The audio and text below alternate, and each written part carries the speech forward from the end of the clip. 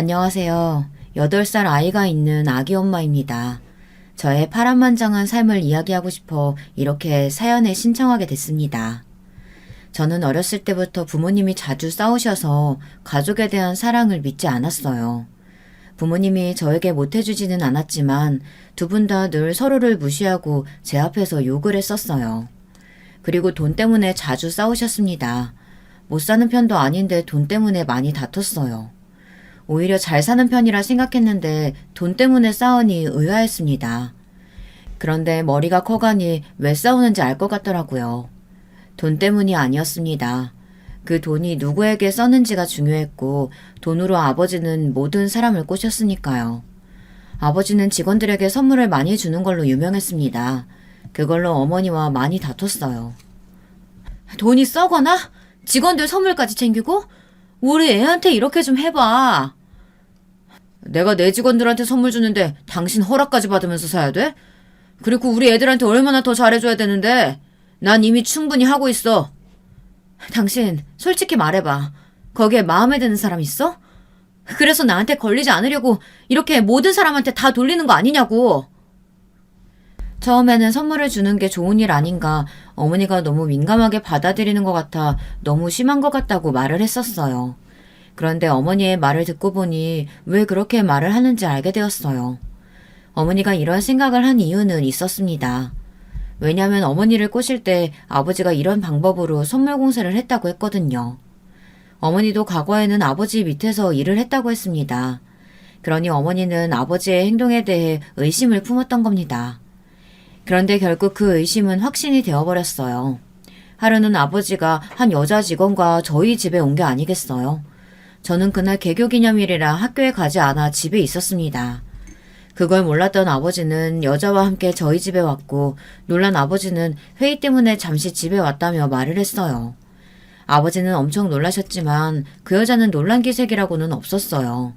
저는 그 여자를 쳐다봤어요. 안녕? 네 얘기 많이 들었어. 반가워. 오히려 저에게 인사를 하는 겁니다. 뻔뻔하지 않나요? 너 너무 귀엽다. 내 딸이면 좋겠는데. 너는 또 왜 앞에서 무슨 소리야? 왜요? 엄마 쫓아내고 아줌마가 제 엄마 하려고요? 그래요. 저는 한 성격 했습니다. 어릴 때부터 화끈했어요. 어머, 얘 봐. 너 그런 말 어디서 배웠니? 그리고 아줌마가 아니라 언니. 아줌마처럼 생겼으면서 왜 언니라고 불러요? 그리고 그냥 저는 제 생각을 말한 것뿐이에요. 지금 생각해봐도 저는 참 당돌했습니다. 왜 그랬나 모르겠어요. 물론 지금도 그렇지만요. 그렇게 전 친정아버지의 애인을 처음 만났습니다. 제가 이렇게 담담한 이유는 있었어요. 왜냐하면 저희 친정어머니도 남자친구가 있었거든요. 심지어 어머니는 제게 이런 말을 했어요. 아버지와 사랑해서 만난 건 아니라고 말했죠. 그럼 엄마는 왜 아빠랑 결혼한 거야? 엄마의 엄마랑 아빠의 엄마가 약속을 해서 어쩔 수 없이 결혼했어. 근데 엄마 남자친구 있는 건 아빠한테 비밀이다? 저희 어머니도 정말 최악의 엄마 아닌가요? 어린 딸에게 그런 말을 할 수가 있을까요? 그리고 어머니도 바람을 피우며 아버지의 바람은 용납 못한다니 어머니가 이기적인 사람이라고 생각했습니다. 하지만 또 저는 말을 잘 들었어요. 아버지의 외도 사실을 알고 나서도 저는 어머니에게 말하지 않았습니다. 왜냐면 어머니도 비밀이라고 했으니 아버지도 당연히 비밀이라고 생각했어요. 그런데 어느 순간부터 자연스럽게 어머니와 어머니 남자친구, 아버지와 아버지 여자친구가 저를 보러 오기 시작했어요. 저는 마치 부모님이 두 명이 된 것 같았어요. 어릴 때부터 그래서 저는 문제가 많이 있었습니다. 한 번은 가족 그림을 그리는 미술 수업 시간에 저는 4명의 사람과 저를 그렸는데요. 어머니 옆에 남자친구가 있었고 아버지 옆에는 여자친구가 있었고 그 4명 가운데 제가 있었어요. 그 그림을 보고 선생님은 제게 언니 오빠들이 다 크다고 말을 했는데 저는 거기서 부모님의 애인들이라고 말을 했습니다. 그때 선생님의 표정이 제대로 기억은 안 나지만 좋지 못했던 건 확실했어요. 그 후로 선생님은 어머니와 통화를 해봐야 할 것 같다며 잠시 남아있으라고 했어요. 어머니가 뭐라고 했는지는 모르겠지만 걱정스러운 표정으로 앞으로는 엄마 아빠만 그리면 될 거라고 말해줬습니다. 그리고 하루는 이 일 때문에 친구들과 다퉜습니다. 저는 그냥 아무 생각 없이 아빠 여자친구 이야기를 했는데 아이들이 놀라며 놀리기 시작하더라고요. 저는 화가 나서 그 친구를 때렸고 결국 부모님을 모셔올 수밖에 없었습니다.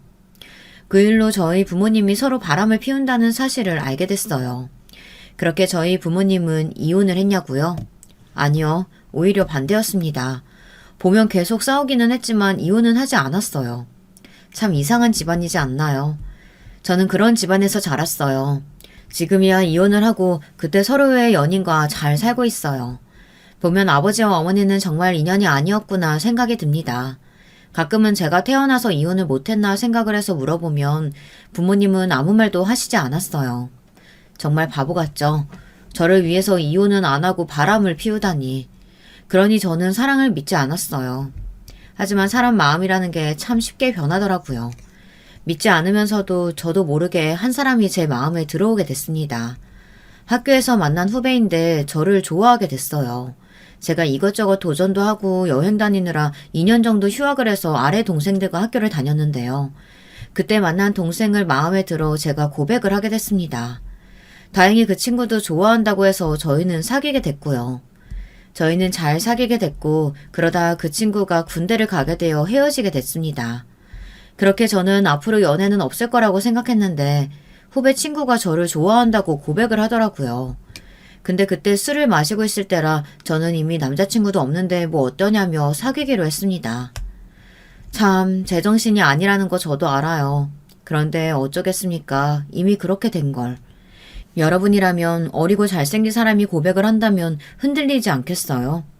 그런데 웬걸 임신을 하게 된 겁니다. 어쩔 수 없이 저희는 같이 살 수밖에 없었어요. 저희 부모님은 괜찮다고 제가 원하면 결혼을 하고 아니면 혼자 키워도 된다고 말씀을 하셨어요. 오히려 손주가 생겼다며 좋아했습니다. 반대로 시부모님이 엄청 뭐라고 하셨어요. 저는 아이가 태어나면 정상적인 부모는 있어야 한다고 생각해서 결혼을 결심했고 시부모님께 허락을 받으러 갔습니다. 시부모님은 처음에 듣고 충격을 받으셨어요.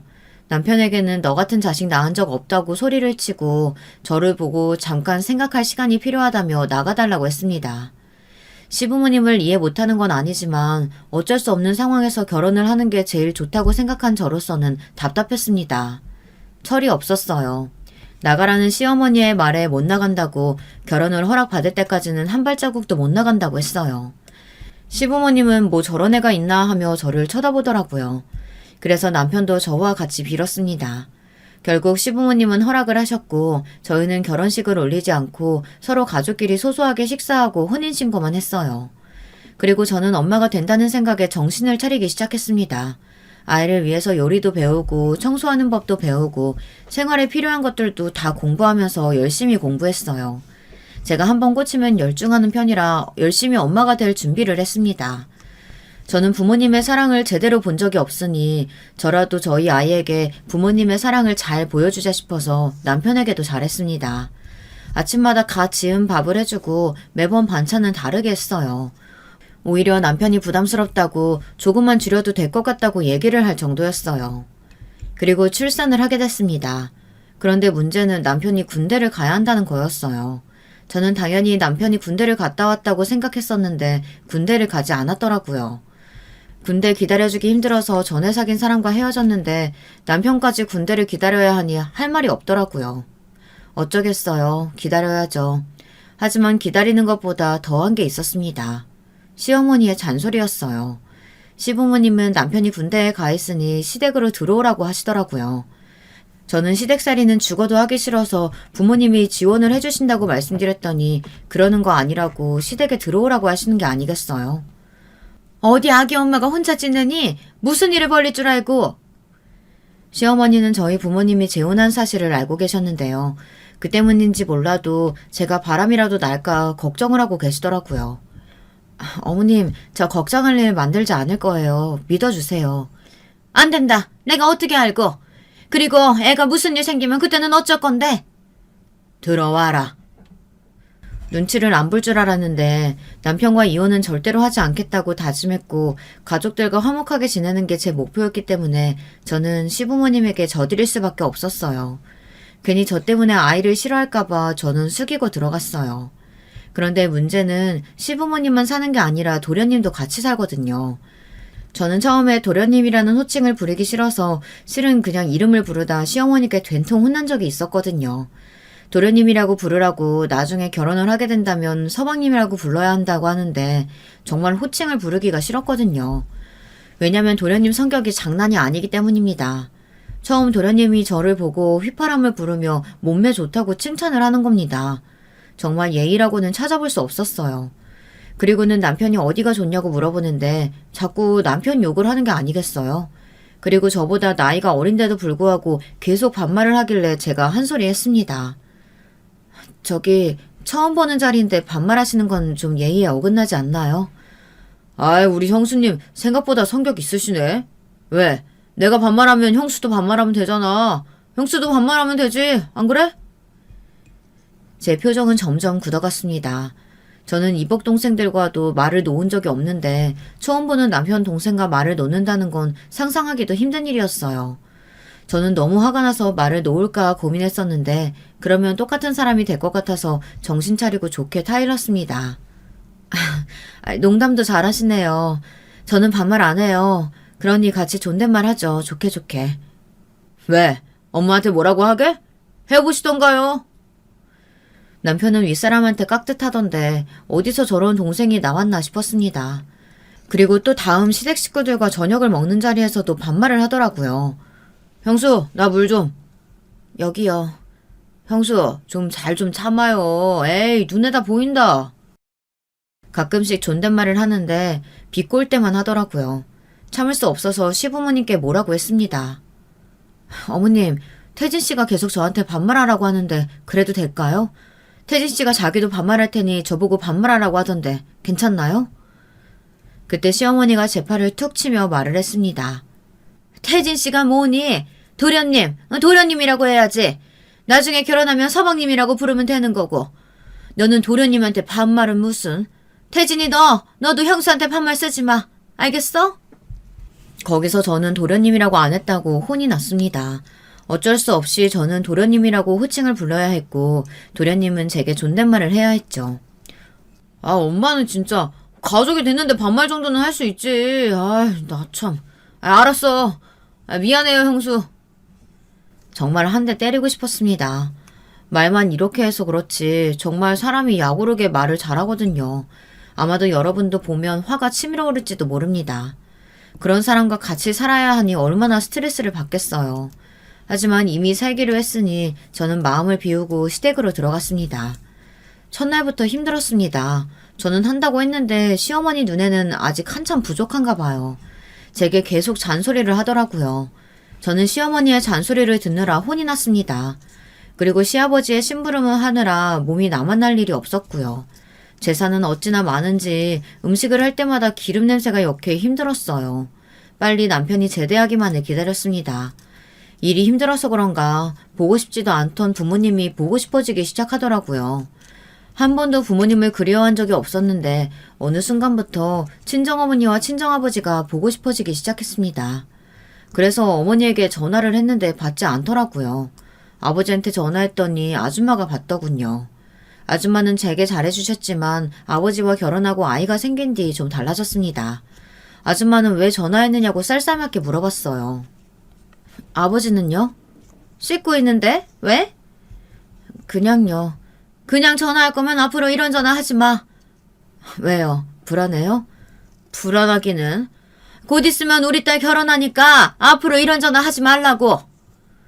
동생이 결혼하는 거랑 제가 전화하는 거랑 무슨 상관이 있는데요. 혹시 제가 이러면 아버지가 재산을 저한테 줄까봐 걱정하시는 건 아니죠?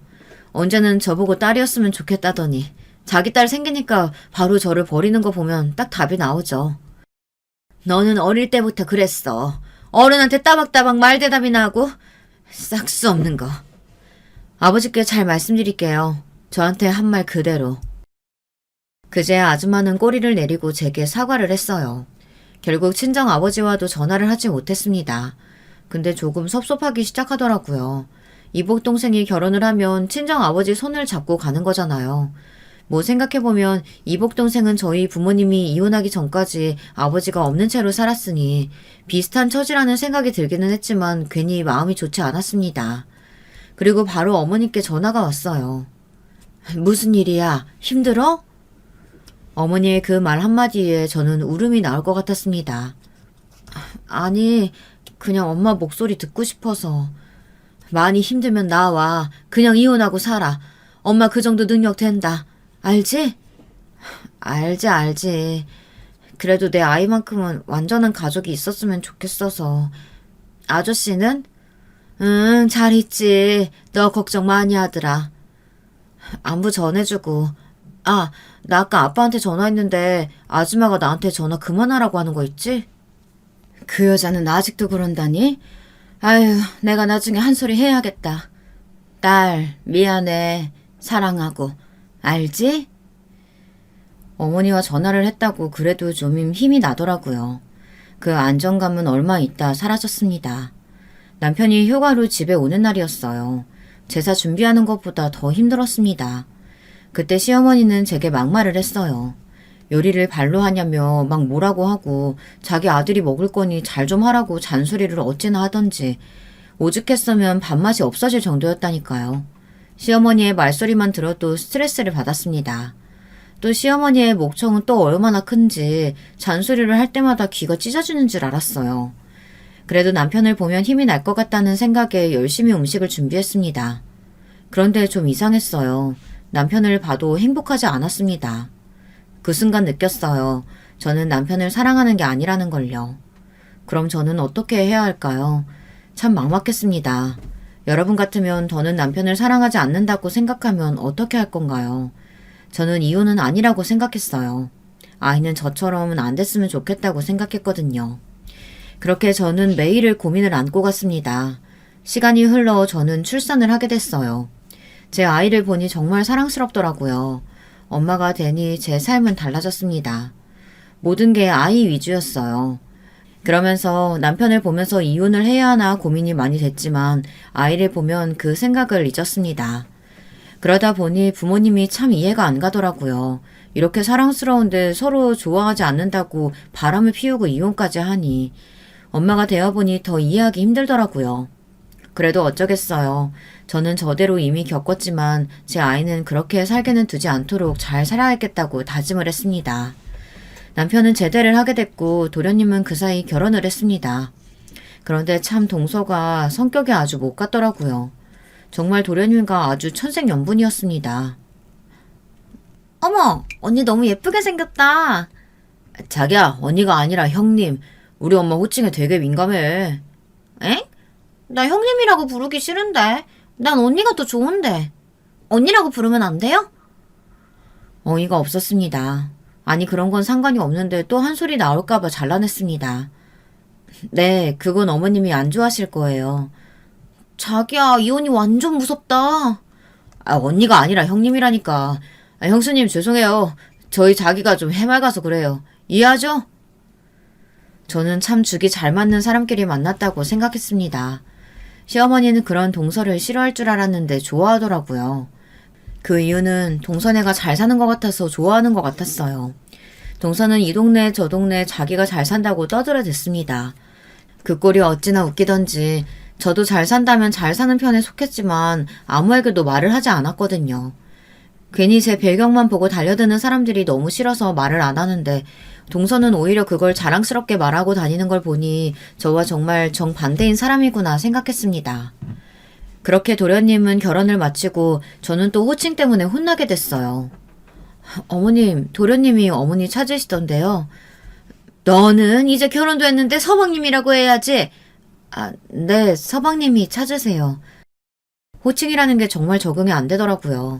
도련님이라는 호칭도 적응하느라 힘들었는데 서방님이라니 조금 이상했습니다. 결국엔 호칭을 생략하고 부르기 시작하더라고요. 그래도 도련님을 보는 날이 줄어들어 행복했습니다. 하지만 복병은 다른 곳에서 나타나기 시작했어요. 그 복병은 동서였습니다. 제삿날 동서는 좀 늦게 왔더라고요. 동서는 일을 하지 않아서 일찍 올 법도 한데 늦게 와서 느긋하게 차를 마시고 있더라고요. 동서, 이것 좀 도와줘. 형님, 저 이런 거 못해요. 그래, 그럼 내가 알려줄게. 저 요리 잘 못하는데 그냥 보고 있을게요. 그럼 눈으로 배우고 할 수 있잖아요. 동서 같이 해야지 그게 무슨 소리야. 야야, 왜 그러니? 우리 둘이 하면 되지. 우리 세아가 힘들게. 어처구니가 없었습니다. 저한테는 그렇게 잔소리를 하더니 동서한테는 그렇게 친절하게 대하는 꼴이 너무 보기 싫었습니다. 그걸 그리고 자랑스럽게 여기는 동서도 너무 얄미웠어요. 어머님, 저희 엄마가 이런 거 챙겨주셨어요. 이번에 여행 갈 때 입으라고 스카프랑 아우터 같이 입을 거 좀 챙겨주셨고, 혹시 가방은 있으세요? 아니면 저랑 나중에 쇼핑 가실래요? 같이 가요. 제가 사드릴게요. 동서는 돈으로 시어머니를 휘둘렀습니다. 시어머니도 그렇고 시아버지도 돈으로 휘둘렀어요. 아버님, 낚시 좋아하시죠? 여기, 낚싯대, 짜잔! 시아버지와 시어머니는 동서가 예쁘다고 우리 며느리 최고다, 사랑스럽다 등 극찬을 하셨어요. 그리고 또 다른 일이 있었습니다. 시어머니 생신 때 일입니다. 저는 아침부터 미역국을 끓이고 잡채며 전이며 다 만들었어요. 그런데 시어머니가 어디 나가시는 게 아니겠어요? 어머님 어디 가세요? 생신창 차려뒀는데. 너 못 들었니? 둘째 내가 이 근처 괜찮은 카페에 있다고 해서 나간다. 뭐 브런치? 뭐 그거 먹자는데. 그리고 저녁엔 근사한 레스토랑 잡아둬서 거기 가려고. 너는 미련스럽게 아침부터 뭔 생일상이니? 유난스럽게. 요즘 다 식당 예약하고 거기서 먹는데. 아휴, 너도 참. 저희는 한 번도 식당에서 생신 축하를 해드린 적이 없었거든요. 그런데 그렇게 말하니 할 말이 없었습니다. 힘들게 아침에 일어나서 다 준비했는데 브런치를 먹으러 시부모님은 나갔습니다. 철없는 남편은 아침부터 진수성찬이라며 좋아하더라고요. 그리고는 도련님 얘기를 꺼내는 겁니다. 아, 그리고 태진이가 그러는데 오늘 브런치 먹고 레스토랑 간다는데 그냥 어머니 아버지랑 갔다 오라고 말했어. 뭐? 그걸 이제 말해줘? 알고 있었어? 태진이가 말해주던데? 재수씨가 말 안 했어? 말한다고 했는데. 분명했습니다. 일부러 말을 안 한 거라고 저는 확신했어요. 정말 얄밉지 않나요? 일부러 그랬다는 생각이 들지 않으시나요? 저는 동서에게 따져야 할지 넘어가야 할지 고민을 했습니다. 그 다음날 저는 동서에게 전화를 했어요. 동서, 어제 잘 놀았어? 아, 네, 형님. 근데 형님 저희 가는 거 모르셨어요? 생신상 차리셨다고 하길래요. 남편한테 들었어. 왜 말 안 했어? 저 말 안 했어요? 어라? 저 했다고 생각했는데 저는 형님이 까먹으신 줄 알았죠. 말도 안 되는 핑계를 대며 저한테 얘기를 하더라고요. 동서는 왜 이렇게 저를 싫어할까요? 알 수가 없었습니다. 그렇게 동서는 저를 슬슬 무시하기 시작했고 시부모님은 동서와 저를 차별하기 시작했습니다. 그래서 그런가 시댁살이가 점점 힘들어지더라고요. 그래서 남편에게 따로 나가서 사는 게 어떠냐고 물어봤어요. 하지만 남편은 지금이 편한데 뭘 또 따로 나가서 사냐며 말을 하더라고요. 아니, 당신만 편하지 나는? 힘들어하는 거 안 보여? 뭐가 힘들어? 당신이 예전에 아침밥 차리고 하는 건 똑같잖아. 근데 뭐가 힘든 게 있어? 우리 엄마가 뭐 당신한테 못되게 구는 것도 아니고 아빠가 잘 못 대해주시는 것도 아닌데 뭐가 힘들다고? 뭐? 지금 말 다 했어? 못되게 안 군다고? 당신 진짜 몰라서 물어? 말 다 했다. 그럼 엄마 아빠가 당신 못되게 군다고? 말이 돼? 남편은 아무것도 몰랐습니다. 아니 그냥 모르고 싶었나 봐요. 저는 홧김에 이혼 얘기를 꺼냈습니다. 그럼 우리 이혼해. 나 이렇게는 못 살아. 물론 진짜 이혼할 생각은 없었어요. 그래, 해봐라. 당신이 퍽이나 이혼을 하겠다. 남편도 역시나 제 말을 믿지 않았습니다. 하지만 그렇게 약 올리는 게 정말 꼰사납더라고요. 그 순간 도련님의 모습이 겹쳐 보였습니다. 저는 남편의 진짜 모습을 몰랐던 겁니다. 그날 이후 제 남편을 볼 때마다 도련님이 겹쳐 보이고 정이 뚝뚝 떨어지기 시작했어요. 술 마시고 양치 안 하고 집에 와서 침대에 누워 배를 긁는 모습이며 밥을 먹을 때 쩝쩝거리는 소리, 머리를 벅벅 긁는 소리, 머리에 있는 비듬이며 다 싫었습니다. 정말 진지하게 고민을 했습니다. 하물며 시어머니의 잔소리와 차별도 심해져 이혼을 너무 하고 싶었어요. 여러분들이라면 어떻게 할 건가요? 이혼을 해야 할까요? 참아야 할까요? 정말 고민이 많이 됐지만 다들 이렇게 살 거라고 위로를 하며 저는 아이를 위해 참기로 했습니다. 하지만 제게 기회가 왔어요. 기회라고 해야 될진 모르겠지만 이혼을 당당하게 할 수 있는 사건이 생겼습니다. 조금 충격적인 일인데요. 놀랄 수도 있으니 미리 말씀드릴게요. 정말 상상도 못한 인물이 나오고 말았죠. 어느 날부터 남편은 집에 들어오지 않더라고요. 남편이 출장이 잦기는 했지만 이 정도로 안 들어오는 일은 없었습니다. 그리고 어느 순간부터 새로운 향수 냄새가 나기 시작하더라고요. 남편에게도 없는 향이고 저에게도 없는 향인데 도대체 이 향은 뭐냐고 물어보니 남편은 새로 들어온 신입 향수라며 그냥 넘기더라고요. 그런데 제가 누굽니까? 어릴 때부터 부모님의 외도를 지켜봐온 사람으로서 이건 단순히 넘길 문제는 아니라고 생각했어요. 그런데 제가 이 향을 맡아본 적이 있는 것 같다는 생각이 들었습니다. 마냥 유명한 향은 아니라 어디서 맡아봤을까 생각했었는데 제 이복동생과 향이 같더라고요. 하지만 그 향을 이복동생만 쓰는 것도 아니고 우연이겠지 생각을 했어요. 그리고 이복동생은 곧 결혼을 한다고 했으니 절대 바람을 피울 리가 없고 이복동생 부모님도 바람으로 만났으니 바람이 너무 싫다고 얘기를 했었거든요. 그런데 어느 날 모르는 번호로 전화가 왔어요. 갑자기 제 이복동생을 아냐고 물어보는 겁니다. 그래서 제 동생이라고 했더니 당황하면서 언니가 있다는 말은 못 들어봤다고 하는 겁니다. 그래서 저는 이복 언니라고 말을 했고 그 순간 그 남자는 당황을 하더라고요. 그쪽 남편이랑 자기 약혼녀가 바람이 났다고 말하더라고요. 제 의심이 확신이 되는 순간 저는 심장이 철렁했습니다. 그 상대방 남자도 놀란 것 같았어요. 이복 언니의 남편과 바람이 났다는 게 놀랄만하지 않나요? 정말 충격적이지 않나요? 설마 했는데 제 동생과 바람이 난 거였어요. 예전에 몇 번 보기는 했지만 그렇게 자주 만나지는 않았거든요. 그런데 어떻게 만나게 된지는 모르겠지만 이복 동생과 남편이 바람이 났다니 믿기지 않았습니다. 저는 그 남자를 만나기로 했어요. 안녕하세요. 놀랐습니다. 상대가 이복 언니 남편이라니. 저도 놀랐어요. 아니 그것보다 어떻게 아신 거예요? 실은 약혼녀가 요즘 좀 이상하게 행동해서 미행을 했는데 그쪽 남편이랑 만나고 있는 걸 봤어요. 그래서 그 남자를 따라갔는데 카페로 갔고 마침 휴대폰을 두고 화장실에 가는 것 같더라고요. 그러면 안 되는데 급한 나머지 휴대폰에서 마누라라고 적힌 번호만 들고 나왔어요. 정말 드라마 같은 이야기 아닌가요? 안 그래도 요즘 향수 냄새가 많이 나길래 누구를 새로 만난다고 생각했는데 그 향이 제 이복동생 향이랑 똑같다고 생각했었거든요. 근데 설마 제정신이 있다면 만날 수 없을 거라고 생각했어요. 저희 둘은 어떤 말도 할 수 없었습니다. 이제 어떻게 할 생각이세요? 이혼해야죠. 이런 남편이랑 살 수 없으니 이혼밖에 더 있겠어요? 아 그리고 여기 사진이요. 혹시 발뺌할 수 있을 것 같아서 사진도 찍어뒀어요.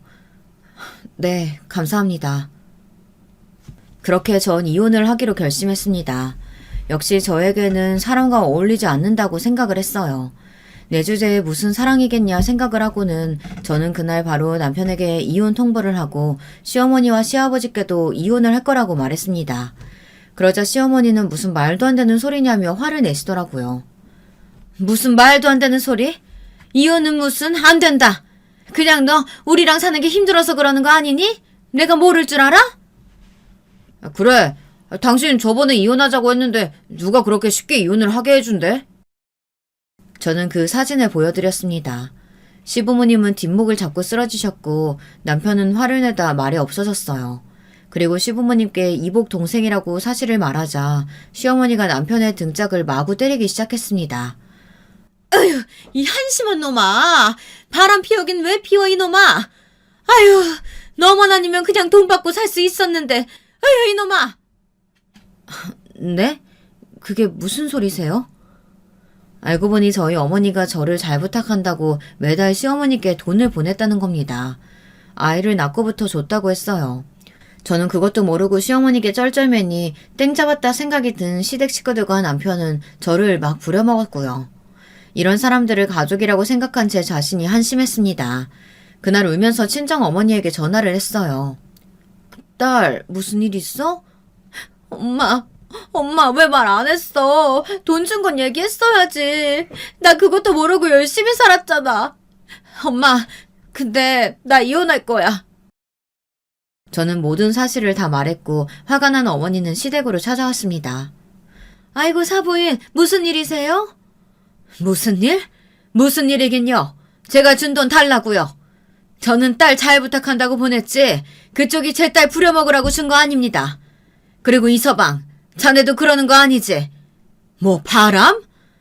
내 딸만큼은 그러지 않았으면 좋겠다고 했는데 바람을 내 딸이 피운 것도 아니고 네가 피워?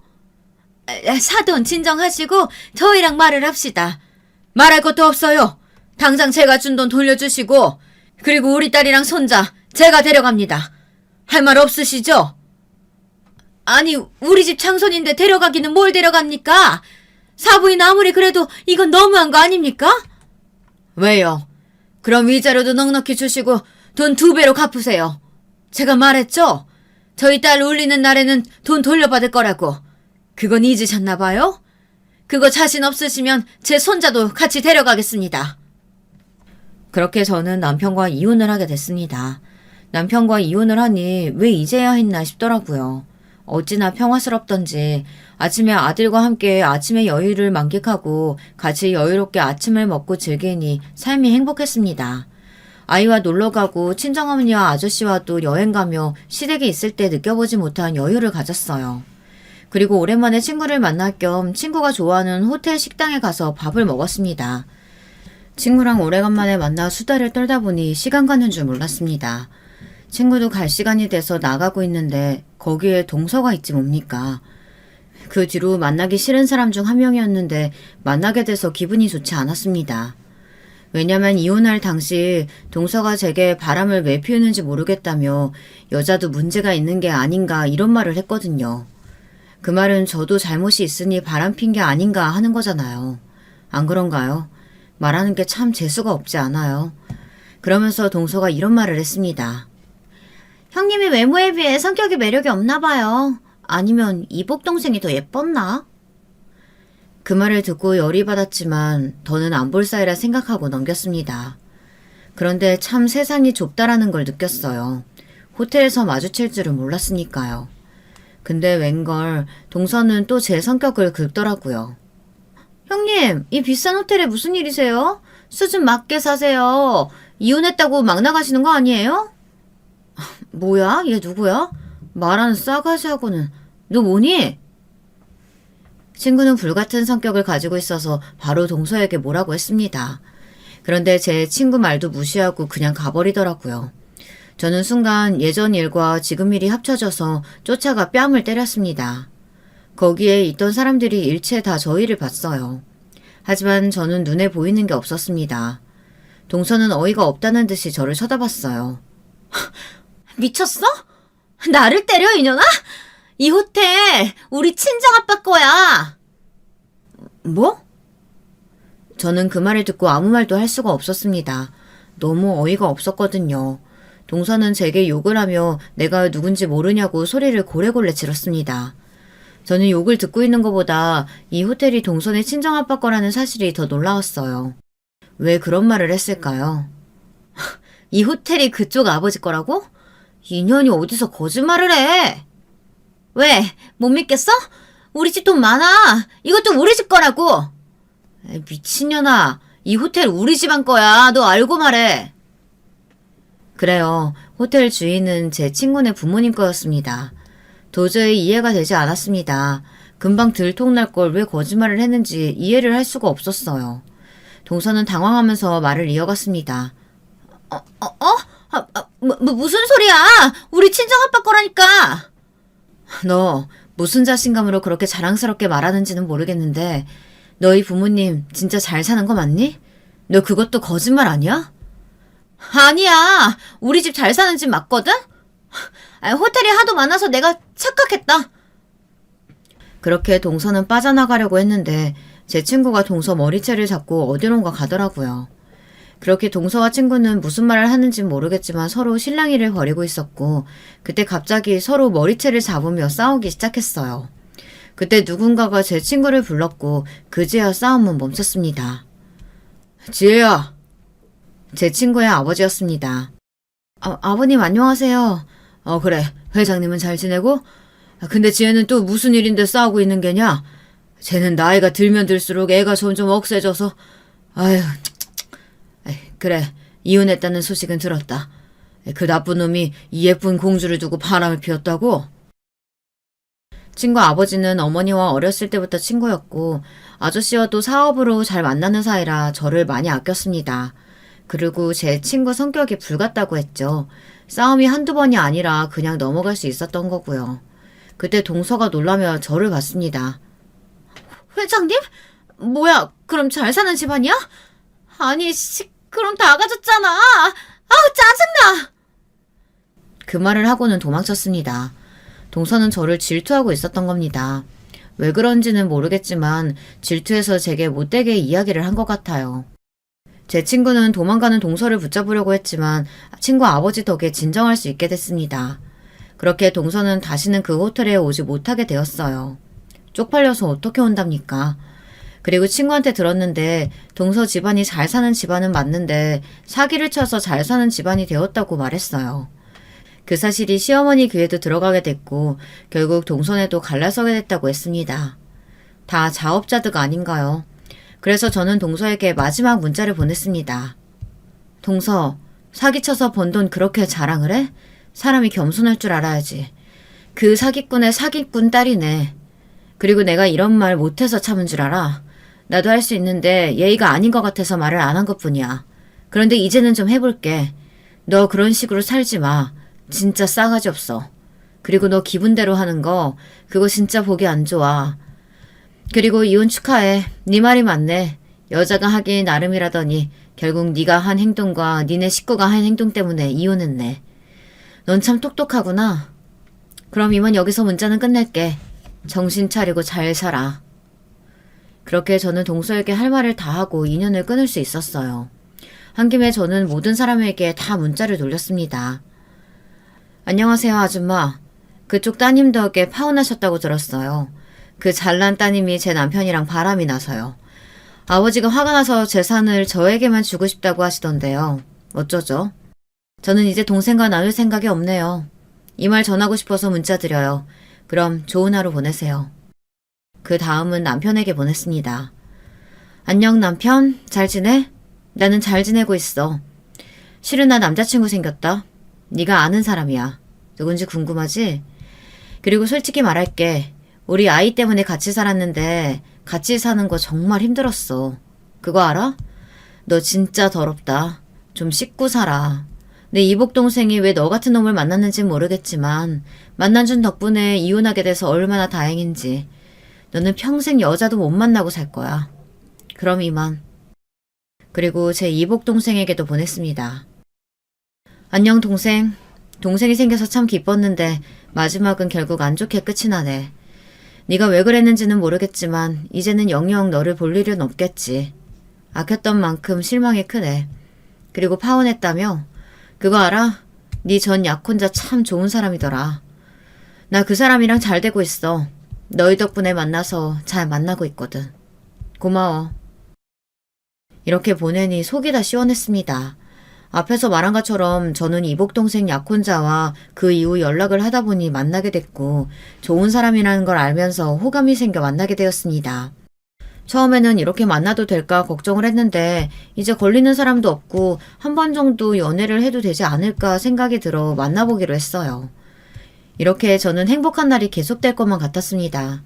그런데 남편이 저희 집 앞에 찾아온 게 아니겠어요. 남편은 술을 마시고 찾아왔더라고요. 마누라, 미안해. 내가 잘못했어. 미쳤어? 빨리 가. 경찰에 신고하기 전에. 뭔가 무서웠습니다. 남편 눈이 좀 이상했거든요. 남편은 고래고래 소리를 치기 시작했습니다. 미안하다고 했잖아. 미안하다고 잘못했다고. 내가 용서를 구하잖아. 그런데 왜 나를 안 봐주는 건데? 너 때문에 내 삶이 다 망했다고. 미안하다고.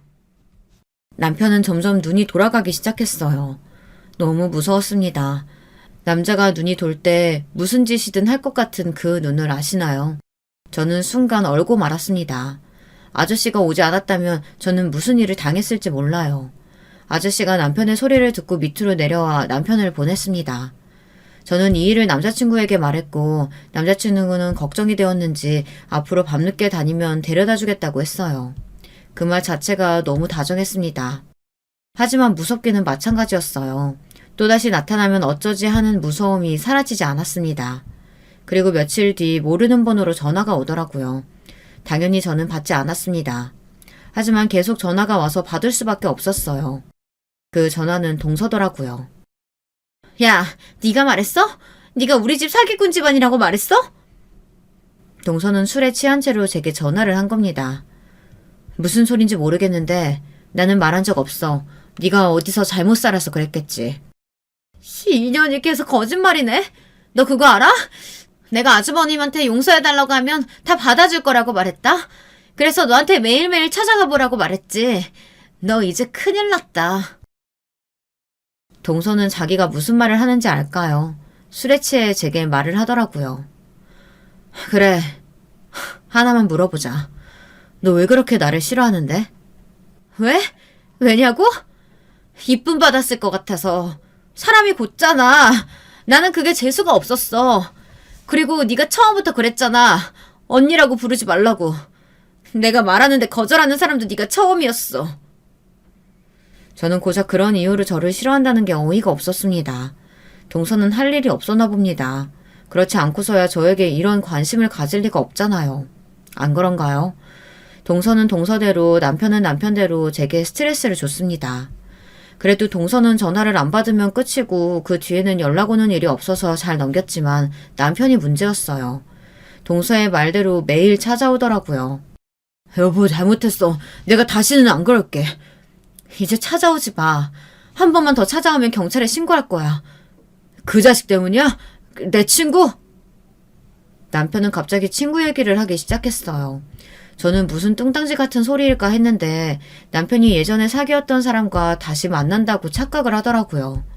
저는 그 사람이 아니라고 말을 했죠. 남편은 계속 누구냐고 집요하게 물어봐서 말을 해주게 됐고 그 순간 제 뺨을 때리더라고요. 저는 놀라서 남편을 쳐다봤어요. 그리고는 한 대 더 때리더라고요. 저는 순간 머리가 어지러워 쓰러지게 됐고 다행히 그 모습을 저희 어머니가 보게 됐어요. 그런데 남편은 이미 눈에 보이는 게 없어서 그런지 제게 어떻게 그럴 수 있냐며 소리를 쳤습니다. 결국 어머니는 경찰에 신고했습니다. 아마 어머니가 안 계셨다면 더 심하게 맞았을 겁니다. 그 순간 저는 큰 공포를 느꼈습니다. 이대로 계속 맞겠구나 생각이 들었어요. 그 순간 어머니를 받고 저는 그대로 기절했습니다. 다행인 건 그 뒤로 무슨 일인지 남편과는 볼 수가 없었어요. 저는 그 이후로 남자만 만나는 걸 무서워했습니다. 밖에도 나가지 않았어요. 어머니도 충격을 받으셨는지 저를 이해한다며 다독여 주었어요. 하지만 전 진정이 되지 않았습니다. 그날 일이 생각나 미칠 것 같았거든요. 꿈에서도 남편이 나와 남편에게 맞는 꿈을 꿨습니다. 그래서 잠을 잘 수가 없었어요. 남자친구도 만나기 힘들었습니다. 그래서 제가 헤어지자고 했어요. 하지만 남자친구는 기다리겠다고 언제든 연락을 달라고 했어요. 그리고는 매일같이 저희 집에 찾아와 따뜻한 음식을 주거나 꽃을 주거나 늘 선물을 두고 갔습니다. 가끔은 주말에 저희 아들과 같이 놀아줬어요. 제가 못해주는 걸 해주더라고요. 그 덕인지 저는 다시 정신을 차릴 수 있게 되었습니다. 몇 달 만에 저는 집에서 나왔어요. 그 모습을 보고 어머니와 아저씨는 저를 꼭 안아주셨고 저는 아들과 함께 나가서 놀아주었습니다. 몇 달 동안 밖에서 놀아주지 못해서 미안했거든요. 그리고 친구가 저를 호텔로 부르길래 갔습니다. 친구는 수고했다며 저를 안아줬고 선물이 있다고 룸으로 가보라고 말했어요. 룸에는 제 남자친구가 있었습니다. 남자친구는 제게 결혼을 해달라고 프로포즈를 했어요. 다사다난한 일들이 많았지만 그 덕에 만날 수 있어서 행복했다며 꼭 함께 미래를 그리고 싶다고 말하더라고요. 저는 그 말을 듣고 눈물이 나왔습니다. 그리고는 프로포즈를 승낙했어요. 그 순간 어머니와 아저씨, 친구가 축하한다며 들어오는 게 아니겠어요? 이것도 참 영화 같은 순간이었습니다. 그리고 제 아들이 꽃다발을 들고 와 말을 했습니다. 아저씨, 저희 엄마 울리면 혼나요? 아들은 역시 제 아들이 맞았어요. 저를 닮아 아주 당찼습니다. 그렇게 저는 마지막은 행복하게 끝낼 수 있었어요. 어릴 땐 사랑을 믿지 않았지만 결국 좋은 사람을 만나서 사랑이라는 걸 배울 수 있어 감사하더라고요. 참 많은 일들이 있었죠. 걱정인 건 제 아들이 이런 일을 감당할 수 있을까 걱정했는데 역시 제 아들이더라고요. 오히려 저를 안아주며 사랑한다고 말해주는 게 아니겠어요. 어쩜 이런 아들이 있는지. 아들 덕에도 가족의 사랑을 느낄 수 있었습니다. 그리고 이건 아버지는 그 아줌마를 만나고도 이 여자 저 여자 만났다고 합니다. 어머니 말로는 결혼을 하고 바람을 피우면서도 다른 사람이랑 만났다고 하지 뭡니까? 그 아줌마도 알고 있었는데 아버지의 돈을 보고 옆에 있는 거라며 결국 그 아줌마도 나이가 들면 벌 수 없을 거라고 말하더라고요. 어쨌든 저는 행복하게 마무리가 됐습니다. 어땠나요? 제 인생 참 파란만장하지 않나요? 제 이야기 들어주셔서 감사합니다. 모든 가족들이 행복했으면 좋겠네요. 혹시라도 저처럼 힘든 일이 있으신 분들이라면 제가 응원하겠습니다. 행복하길 빌게요. 안녕하세요. 저는 서울의 끝자락에 거주하고 있는 중년 여성이에요. 남편과 서로를 쏙 빼닮은 아이 2명 낳고선 내 식구가 오순도순 살아가고 있네요. 저는 남편이랑 2년 가까이 연애를 한 끝에 결혼했는데 사귈 당시 굉장히 뜨거운 사랑을 한 건 아니었어요. 남편이 이런 제 의견을 듣는다면 서운해할지도 모르겠지만 사실 그랬던걸요. 어떤 기혼 여성분이 인터넷에 적어놓으신 글을 보니까 결혼은 가장 사랑하는 사람과 하는 게 아니라 결혼이 적기일 때 내 옆에 있는 사람과 하게 되는 것이라는 내용이 있더라고요. 전 여기에 굉장한 공감이 갔어요.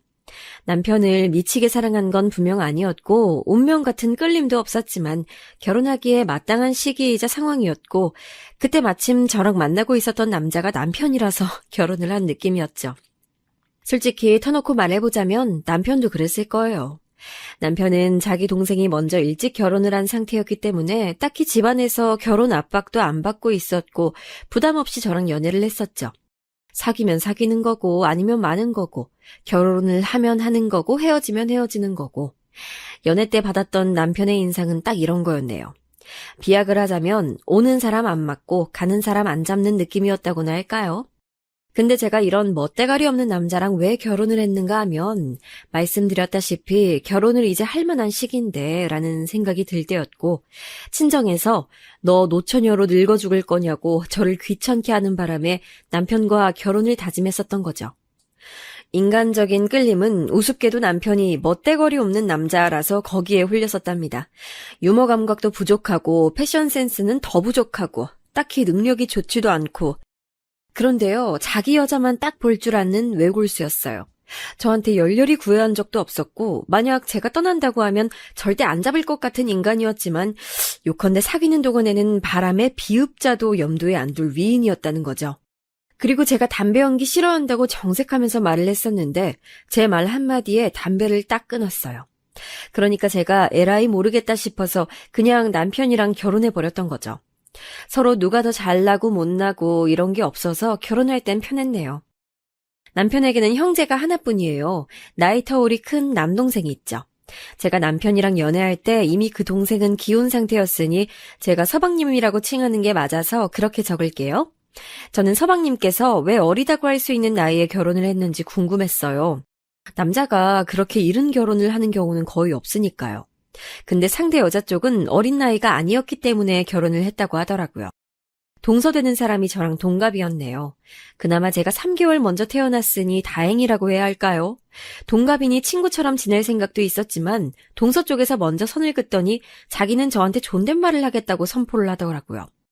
아무튼 결혼하고 나서 제가 서방님이랑 접점이 있을지언정 동서하고는 거의 교류할 일이 없었어요. 왜냐하면 일단은 거주지가 서로 좀 멀었거든요. 저랑 남편은 늘 맞벌이하는 부부였으니 외적으로 시간적 여유를 내기도 쉽지 않았고요. 남편이 재미없는 스타일이라고 했는데 그건 서방님도 비슷했어요. 형제끼리 그런 면모가 닮았더라고요. 둘이 같이 있으면 딱히 대화도 안 해요. 차라리 제가 중간에 끼워줘야 남편이든 서방님이든 입을 열고 말을 합니다. 그런데도 형제 우애는 나쁘지 않더라고요. 남편이 장남이다 보니까 시부모님께서 아무래도 남편한테 의지를 많이 하세요. 그래서 남편은 저랑 결혼하기 전부터 사회생활하면서 돈을 버는 족족 시부모님께 용돈 드리고 다 책임져 가면서 살아왔고요. 서방님은 이런 자기 형의 수고를 아시기 때문인지 저희 집에 종종 혼자 들러주셔서 과일 사놓고 가시고 애들 장난감 선물 보내주시고 그렇게 자잘한 걸 정말 잘 챙겨주셨네요. 저희 집은 딸만 둘인데 서방님과 동서는 첫째 딸, 둘째 아들 이렇게 뒀어요. 첫째는 서방님을 닮아서 약간 근엄한 인상인데요. 둘째가 동서랑 판박이에요. 누가 봐도 엄마랑 아들로 보여요. 근데 동서가 얼굴이 좀 예쁘장하고 이목구비가 시원한 편이거든요. 그래서 둘째가 잘생겼습니다. 동서가 이 둘째 아들을 얼마나 싸고 도는지 몰라요. 오죽하면 시부모님께서도 한 수 접어주시고 혀를 내두르실 정도였죠. 나는 우리 손자도 예쁘지만 우리 손녀도 만만치 않게 예쁘다. 응? 우리 손녀가 소외당하지 않게 네가 잘 신경 쓰고 네가 매사에 잘해야 된다. 알았니?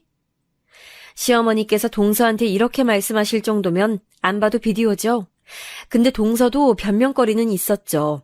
동서가 둘째를 편애하니까 자연스레 서방님은 첫째에게 애정을 쏟으셨어요. 아들은 험하게 키워도 된다고 하시면서 서방님께서는 첫째 딸에게만 너그러운 사랑을 보여주셨답니다. 그런 모습들을 보며 저는 저희 딸들에게는 골고루 똑같이 사랑을 베풀 수 있었으니 제겐 큰 도움이 됐을지도 모르겠네요. 전 애들 키우고 교육하는 것도 호들갑 한 번 안 떨고 조용히 했던 것 같아요. 성격 자체가 그래요. 약간 무감각하고 무던한 편이죠. 애들 어렸을 때 제 친정엄마랑 동생이 육아를 도와줘서 저는 마음 놓고 일을 다닐 수 있었고요. 감사하고 행복한 부분인데 이걸 두고 동서는 안쓰럽다고 했습니다. 저는 형님을 보면요, 오리가 생각나요. 형님 혹시 오리가 어떻게 헤엄치는지 아세요? 응? 아니, 모르겠는데. 근데 오리는 다리가 짧으니까 나 다리 짧다고 놀리려는 건 아니겠지? 그럴 리가요. 수면 위에서는 볼 수 없는 애처로운 오리의 발길질이 떠오른다고 말씀드리고 싶었을 뿐이에요. 겉으로 보기엔 오리가 유유자적 헤엄치면서 이동하는 것 같지만 사실은 다리를 미친 듯이 움직이고 있는 거거든요. 아, 내가 안 보이는 데서 노력하면서 산다고? 나 정도로 노력하면서 사는 사람은 널렸지. 그래도 띄워주니까 좋다. 고마워, 동서? 널렸다뇨. 절대 안 널렸어요. 저만 봐도 그래요. 전 형님과 같이 노력은 안 하잖아요. 구질구질하고 안쓰럽고 어쩜 그렇게 매일을 사실 수 있는지 놀라워요. 기껏 대출 끌어당겨서 18평짜리에 살고 있는데 애들은 하루가 다르게 커가고 형님은 안정적인 직장 다니시는 대신에 월급이 쥐꼬리만 하고 그거 누구 코에 붙여요? 아주버님은 돈을 꽤 버시는 대신에 그게 매달 그렇다는 보장도 없고 언제 잘리실지도 모르고 불안해서 일은 어떻게 다니실까요? 정말 저는 형님 볼 때마다 말로 설명할 수 없는 애잔함이 속에서 올라와요. 작게 혀를 쯧쯧 차기까지 하면서 저한테 그런 말을 하는데 진짜 어떻게 반응해야 할지 모르겠더라고요. 제가 내형적이라고 한다면 동서는 외향적이었는데 꼭 그런 걸로 가르지 않더라도 동서는 저보다 확연히 기가 셌어요. 제가 너무 안쓰럽다면서 눈썹을 축 내리고 있었지만 인매는 어쩐지 실룩거리는 모양새였죠. 몇 번 동서랑 그런 식으로 마찰 아닌 마찰을 빚고 나니까 제 쪽에서 동서를 피하게 되더라고요. 그랬더니 어느 날은 동서가 저한테 이랬어요. 사는 세계가 다르면 원래 가까워질 수 없는 법이죠. 같은 몰에서 노는 사람끼리 지내는 게 맞는 것 같아요. 자기랑 제가 다르단 얘기였어요. 동서가 부잣집 딸이라도 됐냐고요? 그런 것까지는 아니었죠. 오히려 집안의 기반만 본다면 차라리 제 친정집이 좀 더 낫지 않나 싶을 정도였고요. 근데 동서의 동생들이 동서한테 되게 잘하는 모양이었답니다. 동생이 2명 있는데 둘 다 그렇게 동서한테 잘한다고 들었어요. 매달 용돈 보내주고 애들 선물도 주기적으로 보내온다고 서방님을 통해서 들었기 때문에 확실한 정보였죠. 그리고 결혼 당시에 서방님은 나이가 나이다 보니까 벌어놓은 돈이 없었고 시부모님께서 자금을 다 내주셨는데 동서는 자기 힘으로 거의 돈을 댔다고 하더군요. 솔직히 대단하잖아요. 그러니까 동서가 매사에 콧대 높게 의스댈 수 있었던 것이죠.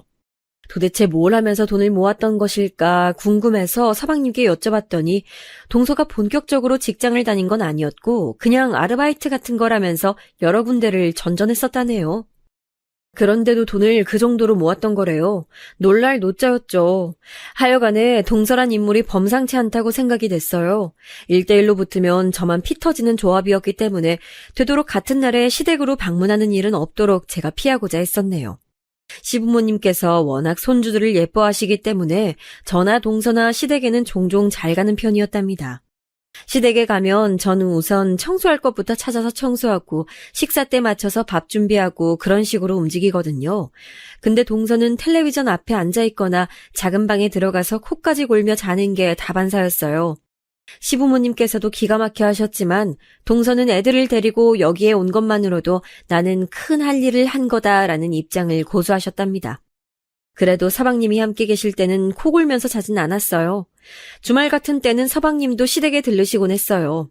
제 남편은 업무 특성상 토요일에도 바빠서 시댁에 들르기란 쉽지 않았죠. 그런데 어느 날 제가 동서의 입에서 너무 황당한 내용을 듣고 말았어요. 결국은 택배 일을 하시는구나. 난 예상했지. 난 아주버님께서 택배 일이나 하시게 될 줄 알았지. 역시 사람의 수준 따라서 직업도 따라가는구나. 휴대폰을 하면서 흥얼거리는 혼잣말이었지만 뻔히 옆에 제가 있는데 그런 말을 하는 건 혼잣말이라고 치부할 수는 없잖아요. 게다가 제 남편 얘기였어요. 너무 어이가 없어서 지금 무슨 말 한 거냐고 물어봤죠. 그랬더니 동서가 깜짝 놀라는 표정을 과장스럽게 짓더니 들으셨어요? 그게 들리셨어요? 아니, 저는 아주버님께서 지난달부터 택배 일을 하셨다길래 부디 적성에 잘 맞으시길 바란다는 뜻으로 그렇게 중얼거린 거예요. 뻔뻔스러운 말을 하더군요. 그래서 제가 남편이 택배회사에서 일을 하게 된 걸 저는 하나도 못난 거라고 생각하지 않고 있으며 어렵고 힘든 일하는 것 같아서 걱정되는 마음만 있다고 말해줬어요. 그러니까 함부로 다른 사람이 하는 일을 재단하지 말라고도 했고요. 그랬더니 동서가 입을 삐죽거리면서 고개를 휙 돌려버리더군요. 택배 일을 생업으로 삼게 되기까지 남편도 얼마나 고심이 많았는데 동서가 그런 식으로 폄하하니까 저도 기분이 나쁠 수밖에 없었던 건데요. 그래도 동서가 조용해졌으니 그걸로 일단락된 거라고 생각했었어요. 그런데 그 다음 날에 다 같이 외식을 나갔거든요. 토요일 저녁 식사였는데 따라온 남편이 좀 늦게 도착했어요. 고생하면서 일하다 온 티가 나길래 저는 가슴 짠하고 자랑스럽고 그런 심정으로 남편을 맞이했고 제 옆자리에 앉으라 그랬죠. 서방님이 남편한테 택배 일 안 힘드냐, 요즘 어떠냐 이런 걸 물어보셔서 형제끼리 그런 대화를 한참 나눴어요. 동서는 둘째 아들이 밥도 제대로 안 먹고 휴대폰으로 자꾸 게임만 하고 있으니까 속상해서 어쩔 줄 몰라 하는 게 보이더군요. 거기까진 괜찮았는데 이제 다 먹고 나갈 때가 돼서 동서가 자기 아들한테 잔소리를 하며 던진 내용이 가관이었어요. 너 자꾸 게임만 하고 공부 열심히 안 하면 큰아빠처럼 되는 거야. 택배 상자나 나르는 하급 인생 살고 싶어서 그래? 전 사실 그때 제대로 못 들었는데 남편이 그걸 딱 정확히 들었다더군요. 어쩐지 식당을 나서는데 남편의 표정이 너무 어두웠어요. 시댁으로 일단 다 같이 들어가는 분위기였는데 갑자기 남편이 동서한테 얘기 좀 하자고 하더군요. 분위기가 딱 이상한 걸 감지한 서방님이 무슨 일이냐고 물어보시고 시부모님께서도 어리둥절해 하시고 동서는 코웃음을 치더니 몸을 휙 돌려서 먼저 시댁 안으로 발길을 돌렸죠. 어른들 일에 관심 없는 애들은 다들 휴대폰만 보고 있길래 제가 저희 큰애한테 카드 쥐어주면서 넷이 다 같이 바로 앞에 있는 카페에 가서 음료 시켜 먹고 놀라고 보냈습니다. 애들 다 빠지고 어른들만 시댁으로 올라갔고요. 동서랑 남편이 살벌한 표정으로 작은 방에 들어가길래 저랑 사방님이 놀란 시선을 교환하면서 방문 앞으로 가봤죠. 귀를 기울였더니 동서의 격양된 목소리가 들리더군요. 왜요? 제가 못할 말한 건 아니잖아요. 정확히 짚어줘야 애들은 경각심을 가진다니까요? 그렇다고 어떻게 나를 하급 인생이라느니요. 그렇게 표현할 수가 있어. 자식 교육에도 그게 안 좋은 거 아니야? 참나. 택배 상자나 열심히 나르세요. 남의 자식 교육에 참견 마시고. 뭐라고? 내가 다 듣고도 못 들은 척 참고 살아서 그랬던 거지. 여태까지 나를 우습게 알고 깔보면서 조롱해왔던 거 사실 다 알고 있었어. 날 응원한답시고 말을 하면서도 은근하게 나를 비웃어왔잖아. 그래도 나 아무 내색 안 했다. 그런데도 왜 사람을 이 지경으로 비참하게 낙인을 찍어버리려고 해. 난 하루하루를 누구보다 열심히 사는 사람이야. 그거에 자부심 하나는 가지고 있어. 그러니까 나한테 이렇다 저렇다 하지 말고 본인이나 잘해. 자부심이요? 뭔 자부심? 이러시니까 제가 정신 차리고 잘 사시라고 냉철한 조언을 드릴 수밖에 없었던 거예요. 아니 솔직히요. 중소기업이라고 하기에도 민망한 소기업 회사 전전하시고 일용직 뛰시고 그러다가 택배 일 하시는 거 아니 너무 초라한 행적이라고 생각하지 않으세요? 저한테 당당하게 따지실 입장은 아닌 것 같아요. 따질 입장이 아니라고?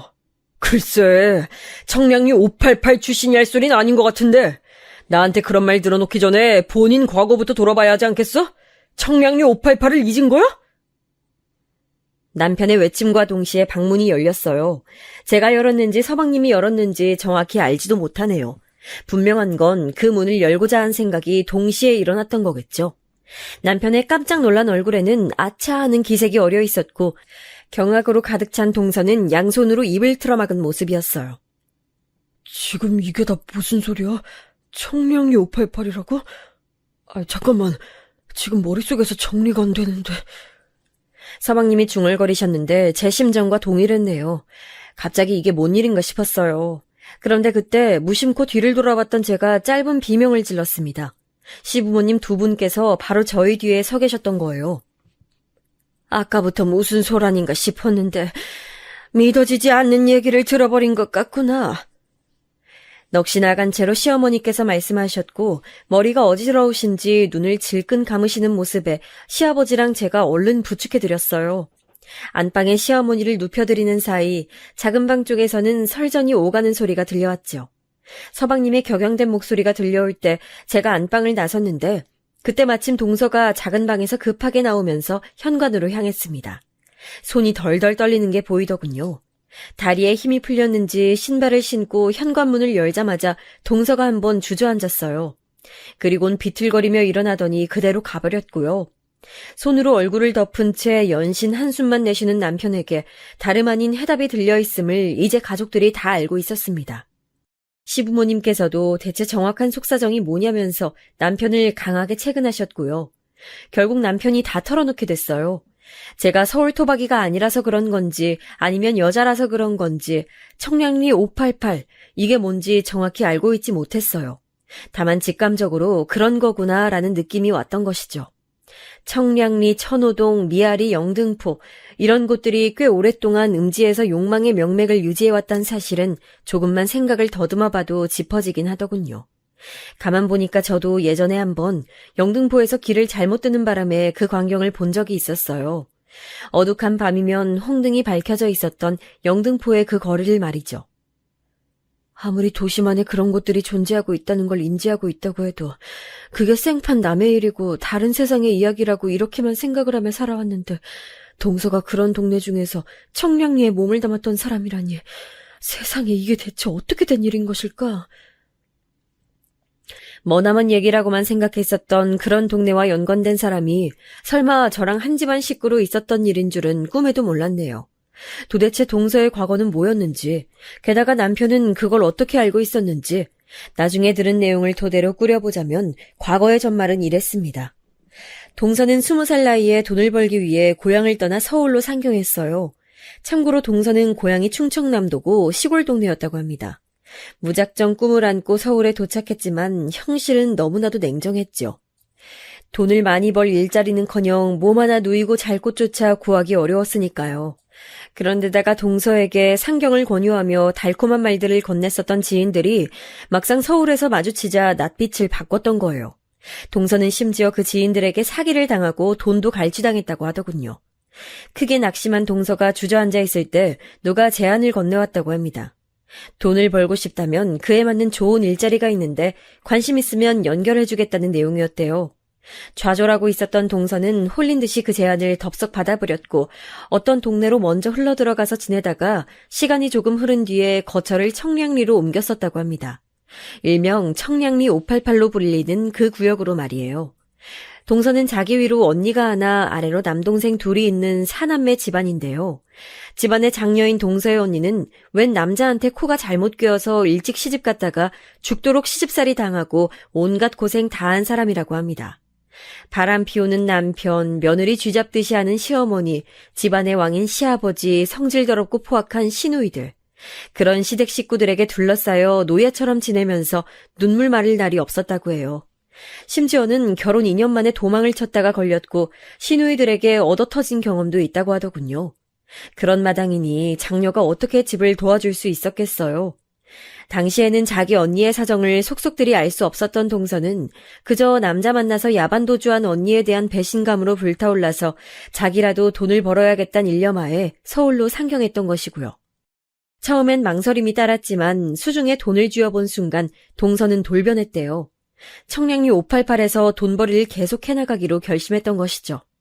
동서가 번 돈으로 그 동생 2명이 공부를 걱정 없이 할 수 있었고 집안의 생활비에 큰 보탬이 됐다고 합니다.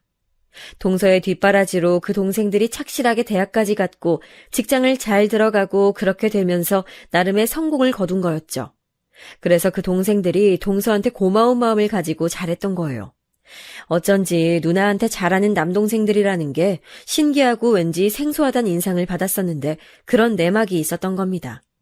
그리고 그 동생들은 자기 작은 누나가 무슨 일을 해서 돈을 벌었는지 자세히 알지 못한다고 했어요. 세월이 흐른 지금까지도 말이죠. 동서의 친동생들도 모르는 그 비밀을 제 남편이 어떻게 알았는가 하면 여기서 엄청난 우연이 등장합니다. 동서가 서방님과 연애를 하던 시절이었대요. 두 사람은 연애 기간이 길지 않았는데 그럼에도 서방님이 자기 여자친구라고 동서를 남편한테 인사시켜주고 셋이서 밥도 2번 먹고 그랬기 때문에 남편은 동서를 잘 알고 있었대요.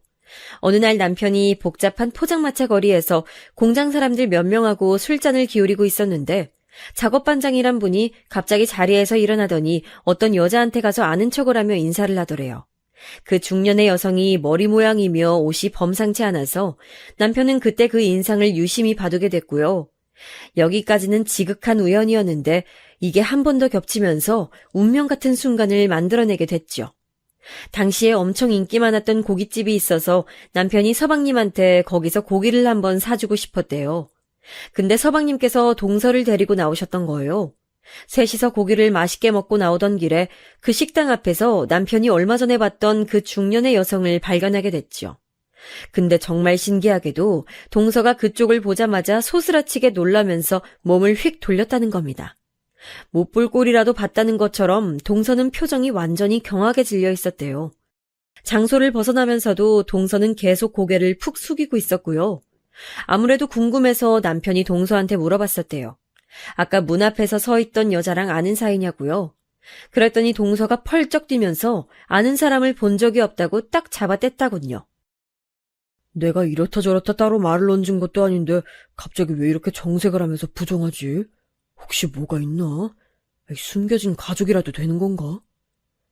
의아해하던 남편은 다음에 다시 그 포장마차 거리에서 공장 사람들과 술을 마시게 되었을 때 작업반장한테 슬쩍 물어봤대요. 전에 왔을 때 여기서 어떤 여자분하고 반갑게 인사를 하시던데 그 여자분은 뭐 하시는 분이냐고요. 사실 그렇게 물어볼 때까지만 해도 남편은 별로 진지한 생각을 가지고 있진 않았었대요. 그냥 일상에서 가질 수 있는 얄팍한 호기심 정도였다더군요. 그런데 작업반장이 술 취한 목소리로 엄청난 대답을 해준 겁니다. 아이, 내가 청량리에서 잘하는 곳 여사장이 있는데 그 여사장의 지인이야. 그래서 나랑도 안면이 있지. 잘 아는 곳이요? 어디 뭐 식당이라도 운영하시는 분인가 봐요. 에이, 맛 좋은 걸 팔긴 하는데 식당은 아니지. 청량리 588 몰라? 알지? 거기서 포주하고 있어. 거기 포주랑 아는 사이다 이거야. 듣고 나니까 뭔가 깨름칙했대요. 그런 곳에 포주랑 아주 가까운 여자가 어떻게 동서 같은 사람을 알고 있는 것일까 머릿속에서 연결이 안 됐다고 합니다. 반대로 뒤집어 보자면 어떻게 동서 같은 사람이 그런 곳에 포주랑 아주 가까운 여자를 알고 있었던 것인가 라는 의문이 됐기 때문에 남편은 직감적으로 뭔가 안 좋은 내막이 있구나라는 판단이 섰대요. 괜히 심란해서는 자리도 뜨지 않고 술자리를 오래 이어가고 있었는데 딱 그날 공교롭게도 그 순간에 그 중년의 여자가 자기 일행들하고 포장마차로 오는 게 보였대요. 제 남편은 그때 술이 딱 깨는 걸 느꼈고 기회를 엿보다가 슬쩍 그쪽으로 가서 그 중년의 여자한테 물어봤다고 합니다. 자기 동생의 여자친구라는 말은 절대 안 하고 지인의 지인이라는 식으로 둘러대면서 아무래도 그 지인이 저번에 그쪽을 보고선 깜짝 놀라서 도망친 것 같은데 무슨 관계가 있냐고 질문을 해버리고 말았대요. 영문을 모르겠다면서 고개만 갸웃하던 그 중년의 여성은 남편을 통해서 동서의 외모 묘사를 듣고서는 갑자기 테이블을 주먹으로 콱 내려치면서 이렇게 말했다고 합니다. 걔가 나를 어디서 마주쳤다고? 그게 어디였다고? 참나. 그 년이 우리 동네에서 일했던 년인데 얼마나 악독한지 튀어버렸어. 그 년 보통 내기 아니에요. 유독 악발이에요. 그 소리를 듣고선 남편이 엄청 충격을 받았던 거죠. 왠지 안 좋게 들었던 직감이 결국 맞아떨어지고 말았으니까요. 저는 이 대목까지 듣고서는 그럼 왜 어째서 무슨 이유로 남편이 동서의 비밀을 함구하고 서방님과의 결혼을 묵인했는지 이해가 안 갔죠. 여담이지만 한편으로는 남편이 청량리 588에 발을 들였기 때문에 동서가 그쪽 사람이었던 것을 알고 있었다라는 전말이 아니어서 제가 얼마나 안도를 했던지 모르겠네요. 그 엄청난 비밀을 더 엄청난 우연의 사다리를 통해 알게 된 남편이 입을 다문 이유는 바로 서방님에게 있었다고 하네요. 서방님께서 정신적인 문제로 워낙 힘들어하시던 분이었기 때문이죠. 계기는 군대에서 겪었던 참혹한 경험이었다고 들었고요. 만약 요즘이었다면 군대에서 그런 일이 벌어지기 쉽지도 않았을 테고 서방님께서도 정신과 진료를 받으셨을 거예요. 근데 그 당시까지만 해도 정신과 진료니 뭐니 하는 건 전혀 대중화가 돼 있지 않았죠. 기껏해야 정신질환을 다루는 건 정신병원이 유명했던 것을요. 마음속에 자리 잡은 병은 자꾸만 커져갔고 서방님께서는 자꾸 방황을 해대셨죠. 사람들하고 만나서 어우러지는 것도 나날이 힘들어하셨고요. 시댁 식구들은 물론이고 서방님의 친구들까지 다들 걱정으로 난리도 아니었다더군요. 저러다가 사람 하나 잘못되는 거 아니냐는 말까지 나왔었대요. 그런 서방님의 일상에 나타난 게 바로 동서였던 거예요. 아무도 비집고 들어가지 못한 서방님의 상처, 그 틈에 들어간 존재가 동서였다고 합니다. 처음에는 누나 동생으로 지냈다고 하는데 당연히 남녀관계에서 이성적인 감정이 생길 수 있었던 것이죠. 특히 서방님께서 동서한테 무척 의지를 하셨대요. 동서는 남동생이 2명이나 있는 사람이었고 그래서 남동생을 어르고 달래듯 서방님의 마음을 부드럽게 만들었나 봐요. 게다가 청량리 588 출신이었으니 손님 비위를 맞추고 취향을 파악하고 이런 것들에서 아주 전문적이다 보니까 서방님의 상태를 알아보고 그에 맞추는 게 어렵지 않았을 테죠. 사람을, 특히 남자를 어떻게 다뤄야 하는지 동서는 너무나도 잘 알고 있었어요. 서방님께서는 동서를 만나며 다시 이전의 모습을 되찾으셨기 때문에 남편이 이것으로 마음이 캥겼던 것이죠. 고민하던 남편이 서방님한테 슬쩍 화두를 던져봤었대요.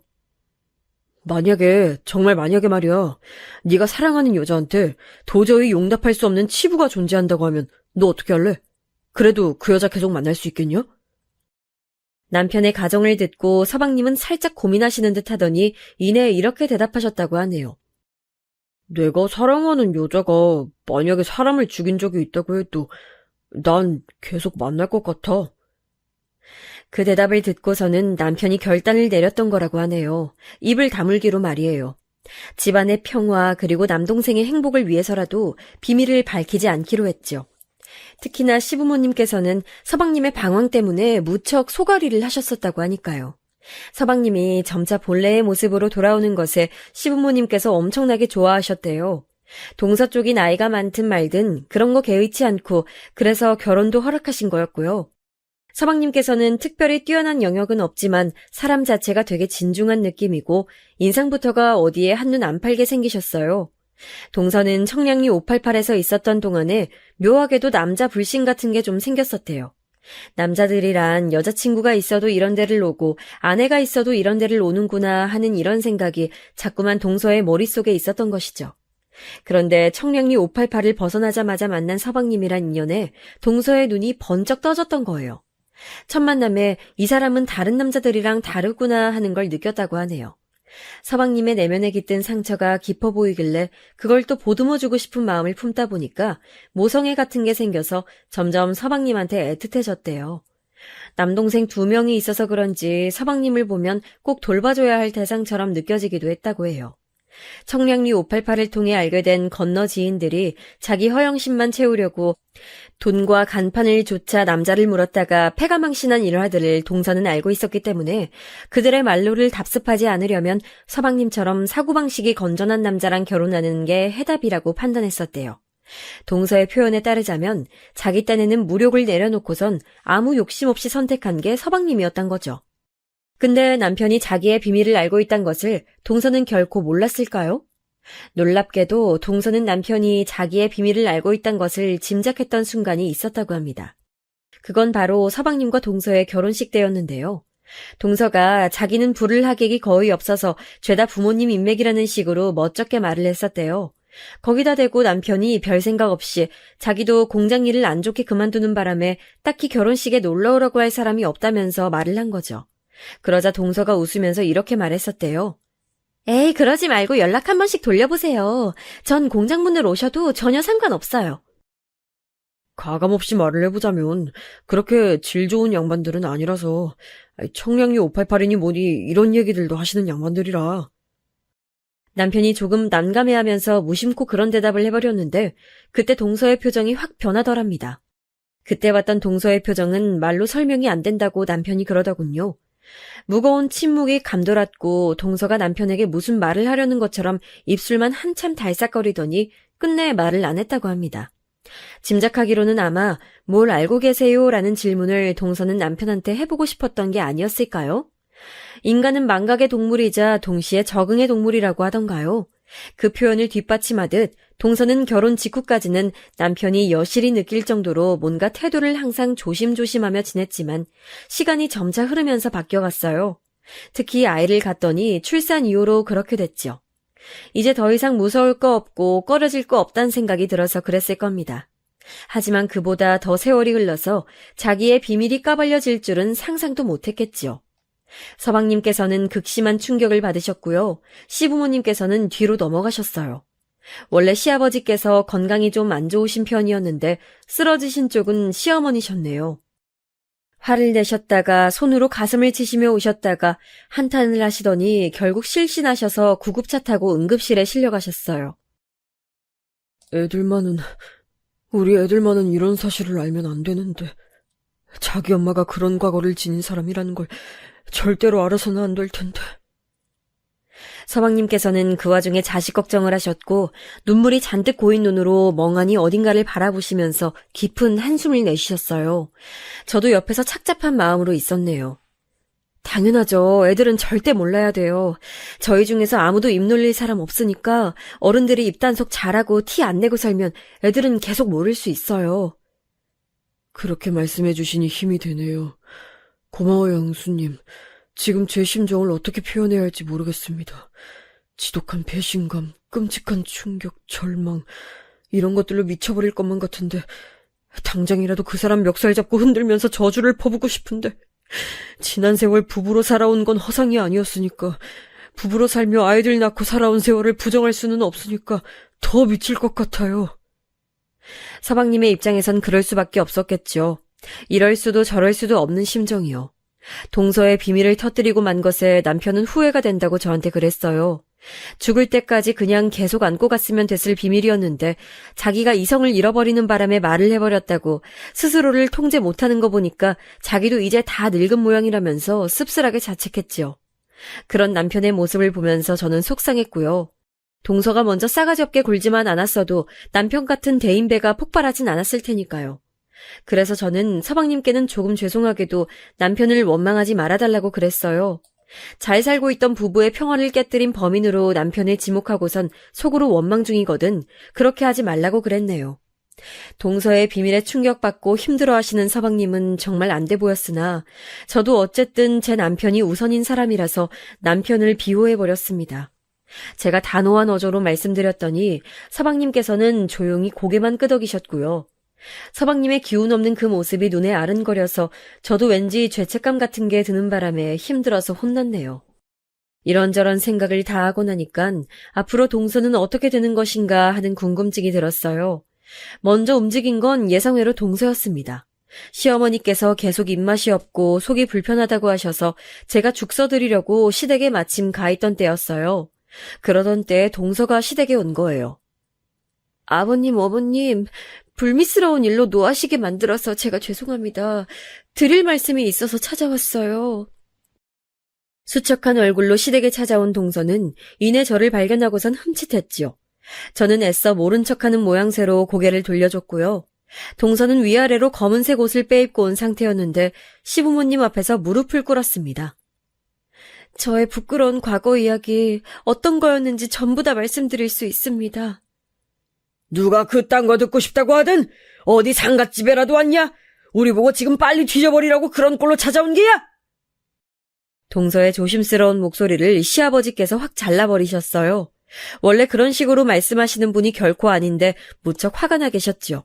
서방님도 그렇지만 제 남편도 정말 우직한 사람이거든요. 이런 형제의 기질이 어디서 왔겠어요. 아들들이 자기 아버지를 보고 그렇게 닮은 것이죠.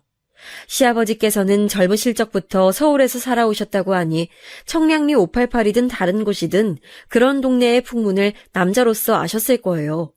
옛날 남자 어르신들은 특히나 그럴 수밖에 없단 생각도 들고요. 근데 시아버지께서는 그런 문화를 딱 질색하시는 부류였던 겁니다. 시어머니의 증언에 따르자면 옛날부터 술자리에서라도 저급한 농담이 오가면 바로 자리 박차고 일어나셨던 분이 시아버지셨대요. 대쪽 같은 성향이시죠. 세상이 많이 변했음에도 불구하고 시아버지께서는 늘 물러남은 사악한 것이며 남녀는 유별하다고 보시는 분이라 아무튼 그런 분의 시각에서 보시기에 동서의 과거가 얼마나 기가 막히셨을지 감히 짐작도 안 되더군요. 시아버지께서는 손에 잡히는 리모컨을 세게 집어던지시며 분통을 터뜨리셨고 무섭게 화를 쏟아내셨어요. 동서는 고개를 숙인 채로 흐느끼기 시작했고요. 시어머니께서는 가만히 시아버지의 분노를 듣고 계시다가 한숨을 내쉬시며 조용히 이 말씀만 하셨습니다. 애초에 이런 상황이 만들어지면 안 되는 거였는데. 동서가 두 손을 모아서 싹싹 빌기 시작한 건 바로 그때부터였네요. 아버님, 어머님, 저는요. 애들 없인 못 살아요. 저 좀 살려주세요. 엉엉 울면서 빌더라고요. 알고 보니까 그 전날에 서방님께서 동서한테 우리가 어떻게 계속 부부로 살겠냐는 식으로 말씀을 하셨다더군요. 이혼을 하게 된다면 당연히 서방님께서 애들을 데려가려고 하실 테니 그 모습을 볼 수 없다면서 동서가 오열한 거예요. 애들하고 살고 싶어요. 제발 도와주세요. 제가 앞으로 두 분께 정말 잘할게요. 성심성의껏 진심을 다할게요. 혹시 제가 보이는 게 싫다고 하신다면 눈에 띄지도 않고 조용히 살겠습니다. 애들하고만 계속 같이 살 수 있도록 제발 도와주신다면 은혜 잊지 않고 열심히 살게요. 동서가 울면서도 말을 이어갔고 시부모님께서는 시끄러우니까 이제 그만하라고 하셨어요. 시어머니께서 두통이 일어난다며 손으로 머리 잡고 괴로워하시길래 멀찍이서 지켜보던 제가 얼른 다가가서 동서를 잡아 일으켰어요. 계속 동서가 앞에 있으면 시어머니께서 또 쓰러지시거나 아니면 동서가 시어머니 손에 작살나거나 양자택일이 될 것 같았거든요. 시댁 밖으로 나오고 나서야 동서는 우는 걸 멈추고 소매로 눈물 자국을 벅벅 닦았어요. 제가 그 모습을 지켜보면서 물었죠. 자 남편을 원망하고 있냐고요. 그랬더니 표정 관리를 못하더군요. 원망하고 있는 모양이었습니다. 우리 그이가 동서 과거를 폭로하기는 했어. 그건 맞아. 근데 애초에 동서한테 그런 과거가 없었다면 됐을 일이기도 해. 괜히 애먼 사람한테 원망의 화살 돌리면서 저주 퍼붓지 마. 자기 무덤 스스로 판 건 동서 본인이잖아. 택배 일이든 뭐든 닥치는 대로 다 하면서 열심히 사는 사람 깎아내리고 조롱했지. 그건 모독이었어. 그렇게 하지만 않았어도 동서는 더 오래오래 과거의 비밀을 지킬 수 있었을 텐데 난 솔직히 말해서 자업자득이라고 생각해. 제가 차분히 말했더니 동서가 입술만 깨물 뿐 아무 반론도 못하더군요. 그러더니 제가 없을 때 남편한테 따로 찾아가서 동서가 사과를 했어요. 경우 없이 굴어서 죄송했다고 반성하고 있다면서 남편한테 허리를 숙이며 사죄 인사를 했다고 하네요. 그 모습에 마음 약해진 남편은 집에 와서 한숨이나 푹푹 내쉬고 있고 가만히 뒀다간 서방님께 연락해서 동서를 용서해주고 앞으로 잘 살아보라면서 그런 조언을 건넬 것 같길래 제가 미리 선수쳐서 아무것도 하지 말라고 그랬습니다. 어떤 결론이 나든 그건 서방님께서 생각하고 판단 내리실 문제인데 다른 사람이 끼어들어서 이래라 저래라 말을 넣는다면 서방님께서는 진짜 자기 마음이 가고 싶은 대로 행동을 못하실 수도 있으니까요. 마치 폭풍전야처럼 느껴지는 조용한 며칠이 흘러갔어요. 그리고 1차 결론이 지어졌죠. 서방님과 동서는 별거에 들어갔습니다. 사실상 집에서 동서만 빠져나온 모양새였네요. 애들한테는 부부 사이에 약간의 이견이 생겨서 따로 지내게 됐다는 식으로만 설명했다고 서방님께서 말씀을 주시더군요. 마음 같아선 그런 과거를 숨기고 거짓말로 덮고 저를 기만해온 걸 도저히 용서도 용납할 수도 없어서 당장 이혼해버리고 싶지만 그러기엔 생각이 너무 복잡하네요. 딱 한 가지 생각으로 결론이 지어지질 않아요. 특히 애들도 있으니까 애들 생각도 해줘야죠. 당장 이혼할 수도 없고 그렇다고 아무렇지 않게 같이 살기는 또 어려워서 일단 따로 지내보게 됐습니다. 이런 결정을 내린 것에 형수님께선 답답해 하시겠지만 지금 현재로선 이게 제 최선인 것 같아요. 답답하다뇨. 전혀 아니에요. 원하시는 대로 하는 게 해답이잖아요. 이건 다른 누군가가 왈가왈부할 수 있는 영역이 아니라고 생각해요. 저는 서방님의 입장에 서서 생각을 하고 그렇게 말씀드린 거였지만 시부모님께서는 달랐나 봐요. 따로 사는 건 당연한 거고 어떻게든 이혼을 하는 방향으로 가야 한다면서 서방님을 따끔하게 질책하셨다고 합니다. 부모가 이혼해도 자식들은 멀쩡히 크게 돼 있으니 애들 걱정돼서 이혼을 못하는 일은 없어야 한다는 말씀을 강력하게 주장하셨다고 하네요. 거의 모든 엄마들이 그렇겠지만 동서가 자기 애들을 끔찍히 생각하는 사람이라 애들을 안 잃을 수만 있다면 자기가 혼자 나가 사는 별거 생활쯤은 감내할 수 있다고 여긴 모양이더라고요. 동서의 충격적인 과거 행적이나 제 남편에게 함부로 굴었던 것을 제가 절대 옹호하려는 건 아니지만 같은 엄마라는 입장에서는 뭔가 짠한 게 있긴 하더군요. 형님, 돌이켜보니까 제가 형님한테도 시건방지게 군 부분들이 정말 많았네요. 죄송하다는 말씀 재차 드리고 싶어요. 저는 다시 우리 식구들 사는 집으로 돌아가서 다 같이 살 수 있도록 열심히 해볼 생각이에요. 과거는 바꿀 수 없지만 미래는 새로 만들어가는 거니까요. 저랑 통화했을 때 동서가 나름 담담하고 당차게 그런 말을 했었는데 왠지 숨소리가 조금 떨리는 것 같더라고요. 다음에 잠깐 얼굴 볼 일이 있어서 마주쳤을 때는 낯빛이 너무 어두워져 있어서 제가 화들짝 놀랐고요. 아유, 아무튼 간에 모든 사람이 각자의 역사를 써내려가며 살아가는 존재라곤 하지만 설마 하니 동서 같은 과거를 지닌 사람이 한 집안 식구로 있을 줄은 몰랐네요. 게다가 제 남편이 동서의 과거를 알고 있었다는 것도 황당했고요. 이래서 사연 없는 사람은 없다고 하는 걸까요? 앞으로 어떻게 될진 모르겠어요. 시부모님께서는 여전히 동서를 용납할 수 없다는 입장을 고수하고 계시고요. 동서는 아직 별거 생활을 끝마치지 못한 상태랍니다. 사는 게 좀 바빠져서 저나 남편이나 서방님하고 동서한테 먼저 연락을 못 해봤는데 애들은 어떻게 지내고 있나 궁금하기도 한지라 나를 잡고 얘기 한번 나눠봐야겠어요. 저희 집안 얘기를 들어주신 분들 모두 감사드려요. 매사 좋은 일들만 일상에 가득하시길 바랍니다.